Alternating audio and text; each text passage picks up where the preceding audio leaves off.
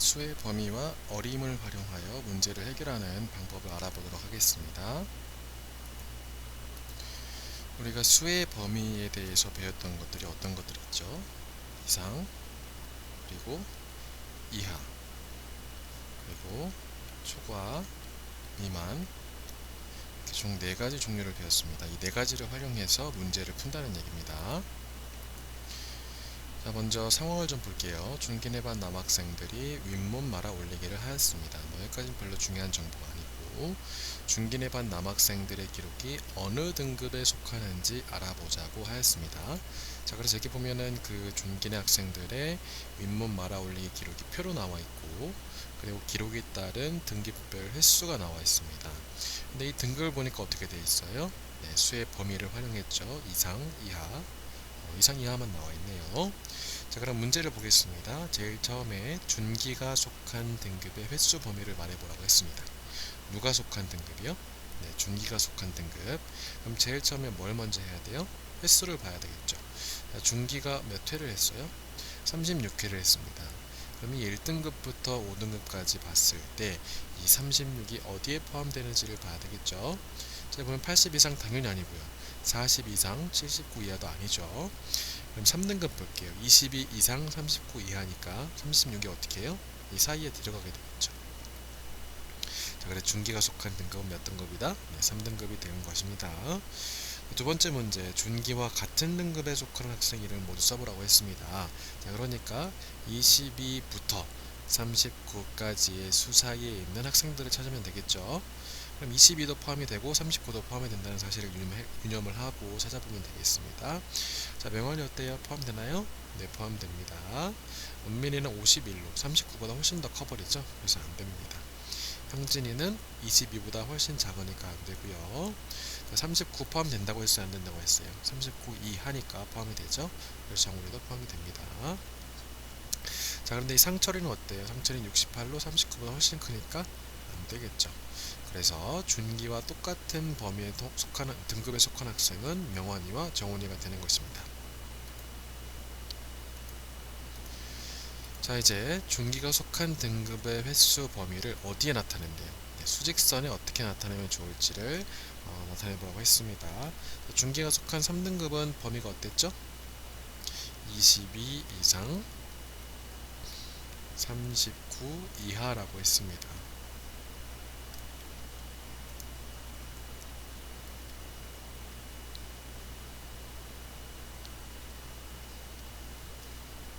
컴퓨터가 좀 버벅대네요. 자, 그럼 일단 22부터 39까지 나타내면 되는데, 자, 이상과 이하면은 그 수를 포함한다, 포함 안 한다? 포함한다 였습니다. 자, 포함한다면 어떻게 표현을 해요? 네, 동그라미를 표시하고 가운데를 내부를 색칠을 하는 거였습니다. 그럼 22 이상 39 이하 이렇게 표시를 해두고 이 사이를 쫙 이어주면은 이 수의 범위가 표현되는 거겠죠. 됐습니까? 자, 그럼 수의 범위를 이상, 이하, 초과, 미만을 이용하여 수직선을 나타내는 방법을 정리해 보도록 하겠습니다. 자, 수직선을 나타낼 때에는 그 수를 포함하는지 안 하는지가 중요합니다. 그렇기 때문에 자, 이상은 포함한다 안 한다? 포함하니까 동그라미 하고 색칠. 이하는 포함한다 안 한다?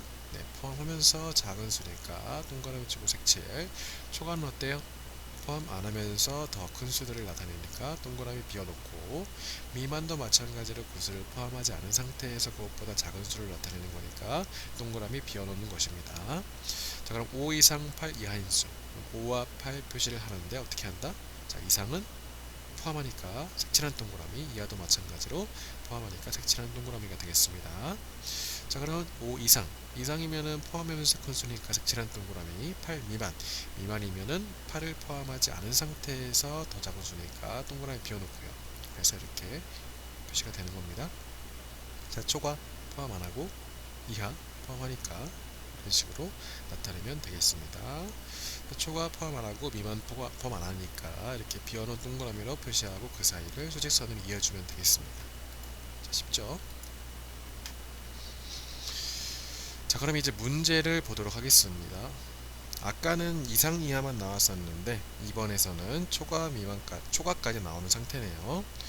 자, 연수가 씨름대회에 참가를 하면 될까요? 필요 없고요. 몸무게가 48kg인 연수는 어느 체급에 속하는지. 자, 그럼 48 보겠습니다.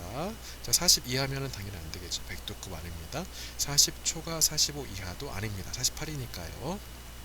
그러면 45초가 50 이하는 어때요? 네, 45보다 크고 50을 포함한 상태에서 작은 범위니까 48 이 안에 들어가죠. 그래서 지리급입니다. 무슨 급이라고요? 지리급입니다. 자, 그러면 이 연수가 촉한 체급의 범위를 수직선으로 한번 나타내 보도록 하겠습니다. 자, 연수가 포함한 체급은 지리급이었죠. 45초가 50 이하였습니다. 그러면 45 여기 있고요. 포함 안 하죠? 50 포함입니다. 자, 이렇게 해서 가운데를 쫙 그어주면 되겠습니다. 이렇게 해서 이상 이하 초과 미만을 활용하여 문제를 해결하는 방법 알아보았고요. 이번에는 어림, 즉 올림, 버림, 반올림을 활용하여 문제를 해결해 보도록 하겠습니다. 자, 이번에는 조금 아까보다는 좀 어려울 수 있으니까 더욱더 집중해서 보면 좋겠습니다. 자, 등산객 142명이 몇 명이? 등산객 142명이. 자, 좀 정보가 나오는 문제들이니까 파란색과 빨간색 펜을 준비해서 표시하면 좋겠습니다. 자, 등산객 142명이 전망대에 오르려고 케이블카 앞에 줄을 서 있습니다. 그런데 케이블카 한 대에 탈 수 있는 정원이 몇 명이래요? 10명일 때 케이블카를 최소 몇 번 운행해야 하는지. 자, 뭐 케이블카를 한도 끝도 없이 운행해도 되겠지만은 등산객이 142명이래요. 그러면은 142명이 다 태울 수 있으면서도 가장 적게 운행할 수 있는 횟수 정보를 우리가 알아봐야 되겠죠. 자, 그럼 여기서 올림, 버림, 반올림 중에 어떤 걸 사용하면 될까요? 자, 이 142명 중에서 한 명이라도 못하는 사람이 있으면 돼요, 안 돼요? 안 되겠죠. 전부 다 타야 되겠죠. 그럼 어떤 걸 이용해야 되겠어요? 올림을 이용하면 되겠습니다. 버림이면 못하는 사람이 생기나요? 네, 생기겠죠. 반올림을 이용해도 어때요? 못하는 사람이 생길 수가 있는 거죠. 145명보다 적다면요. 반올림이 되는 수보다 적다면 못하는 사람이 생기는 겁니다. 자, 그럼 이 142명이 타기 위해서는 우리가 뭘 사용한다고 그랬어요? 올림을 사용한다고 했습니다. 그러면 몇 채 자리까지 나타내야 될까요? 지금 이 정원이 10명이니까 10의 자릿수니까 10의 자릿수까지 나타내야 되겠죠. 그러면 10의 자릿수에서 나타내려면 그 작은 자릿수 1의 자릿수를 봤을 때 뭔가 있으면 어떻게 한다? 한 자리를 올려줍니다. 그럼 몇 명이 되겠어요? 150명이 되는 거죠. 정원이 몇 명이겠어요? 10명이라고 했습니다. 그럼 이 150명을 태운다고 가정을 하고 정원이 10명인 케이블카를 오를 때 이 150과 10을 어떻게 해줘야 되겠어요? 나눠줘야 되겠죠. 자, 그러면 나누기 10 하면은 몇 회를 운행하면 된다? 네, 15회를 최소한 운행해야 142명이 다 탈 수가 있는 겁니다. 그럼 상식적으로 생각을 해도 140명이 탄다고 했을 때 14회 운행을 하고 나머지 2명이지만 이 사람들도 꼭 타야 되니까 정원이 10명이라 하더라도 케이블카를 한 회 더 운행을 해서 15회가 된다고 생각하면 좀 쉽겠죠.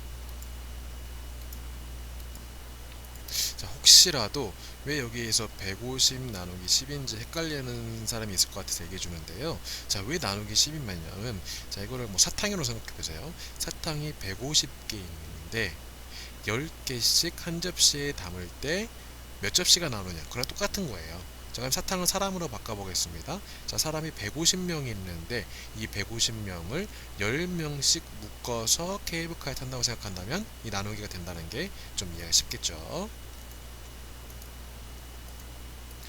이번에도 좀 문제가 문장으로 나왔네요. 역시 파란색과 빨간색 한번 표시를 해보겠습니다. 운동회 때 나누어줄 상품 한 개를 포장하는데 끈 1m가 필요하다고 합니다. 그런데 끈이 지금 얼마가 주어졌어요? 끈이 928cm가 주어졌네요. 이 928cm의 끈을 가지고 상품을 최대 몇 개까지 포장할 수 있는지 알아보자고 했습니다. 자, 아까 저기 케이블카 상황에서는 무엇을 사용했어요? 올림을 사용했습니다. 근데 지금 상황 한번 보세요. 여러분들 끈을 묶을 때 부족하면 묶을 수가 있어요, 없어요? 없죠. 그러니까 자투리는 어떻게 해야 되겠어요? 자투리는 버려야 되겠죠. 자투리는 버리는 상황입니다. 자, 아까 같은 경우에 자투리는 버리면 돼요, 안 돼요? 사람이 꼭 타야 되니까 버리면 안 되기 때문에 올림을 했다면 지금은 묶는 상황이에요. 부족하면 안 되는 상황입니다. 그렇기 때문에 자투리를 버려서 무엇을 쓴다? 버림을 쓰는 상황이 되겠습니다. 조금이라도 부족하면 못 묶기 때문에 버려버리는 거죠. 그래서 928cm를 자, 버릴 때 어떻게 버려야 되겠어요? 자, 끈이 1m니까 이 1m를 바꾸면은 100cm가 되겠죠. 지금 단위가 다르기 때문에 단위를 똑같이 해줘야 되는 겁니다. 자, 100cm니까 몇의 자릿수까지 나타나야 돼요? 100의 자릿수까지 나타내야 됩니다. 그러면은 몇의 자릿수부터 버리면 되겠어요? 10의 자릿수부터 버려버리면 몇 cm가 되는 거죠? 900cm가 됩니다. 자, 그럼 이 900cm는 결국 몇 미터라는 거예요? 900cm는 9m가 되는 거죠. 자, 그러면 이 9m를 가지고 몇 개를 포장할 수 있어요? 한 개 포장하는데 1m가 들었으니까 나누기 1 하면은 당연히 9개가 나오게 되겠죠. 자, 9개를 포장할 수 있고요. 상품을 포장하는데 사용되는 끈의 길이는 아까 구했죠. 9m죠. 9m. 900cm 또는 9m. 자, 1번에서는 올림을 사용했고 2번에서는 버림을 사용했는데 어떨 때 올림을 사용하고 어떨 때 버림을 사용하는지 꼭 기억해 두시기 바랍니다. 상식적으로 생각하면 조금 더 쉽게 이해할 수 있을 겁니다. 자, 3번이에요. 3번. 지인의 모든 친구들의 키를 나타내는 표현입니다. 뭐까지 중요하지 않고요. 키를 무엇하여? 반올림하여. 다행히 쉽게도 문제의 상황을 주어졌네요. 반올림하여 몇의 자리까지? 1의 자리까지 나타낸다고 했습니다. 그러면 몇의 자릿수를 보면 되겠어요? 소수? 첫째 자리를 보면 되겠죠. 자, 그럼 보겠습니다. 1의 자릿수까지니까 소수 첫째 자리까지 본다고 했어요. 자, 올리면 어때요?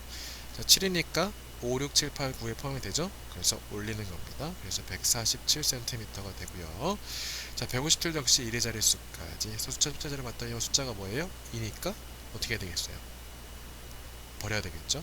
그래서 157cm고요. 다시 한번 반올림은 올림과 버림의 개념이 동시에 들어가 있는 거예요. 기준이 무엇? 5 이상인 수면은 올리고 5보다 작은 수면은 버리는 겁니다. 자, 143도 역시 1의 자릿수까지니까 수 첫째 자리에 보니까 어때요? 5니까 어때요? 올릴 수가 있겠죠? 144입니다. 151도 마찬가지로 1의 자릿수까지 나타나니까 소수 첫째 자릿수에서 올려주면은 8이니까 올릴 수 있으니까 152가 되겠습니다. 3번 문제 이렇게 정리를 하고요. 4번 문제 보겠습니다. 우리 주변에서 올림, 버림, 반올림이 필요한 경우를 찾아서 이야기해보자고 했는데 여기서 지금 주어졌네요. 오늘 이 영화를 본 관람객 수가 5,000명이래. 약 5,000명. 자, 이 상황은 어떻게 되겠어요? 자, 반올림 해야 되는데 왜 반올림 해야 되겠어요? 자, 여러분들 올림, 버림, 반올림 중에서 그나마 정확한 경우가 어떤 거예요? 반올림이죠. 이 반올림은 조건이 있잖아요. 5, 6, 7, 8, 9면은 5 이상인 수면 올리고 5 미만인 수는 버리니까요. 올리면 무조건 올리고 버리면 무조건 버리니까 반올림이 제일 정확한 수가 되겠네요. 자, 자판기에서 800원짜리 음료수를 뽑을 때 1000원짜리 지폐를 넣었어. 이제 이건 어때요? 800원에서 1000원이 됐으니까 당연히 올림이 되겠죠. 시장에서 21,156원짜리 고기를 살 때 21,150원만 계산하였어. 저건 어떻게 된 거예요? 이 6이라는 숫자를 버려버린 거죠. 그래서 버림이 되는 겁니다. 수업 시간에 좀 더 상황을 생각해 찾아보도록 하겠습니다. 자, 두 차시 오늘 한 차시에 묶어서 수업하다 보니까 선생님 좀 말도 좀 빠르고 시간도 좀 넘었네요. 아무튼 고생 많았습니다. 수업 시간에 만나요.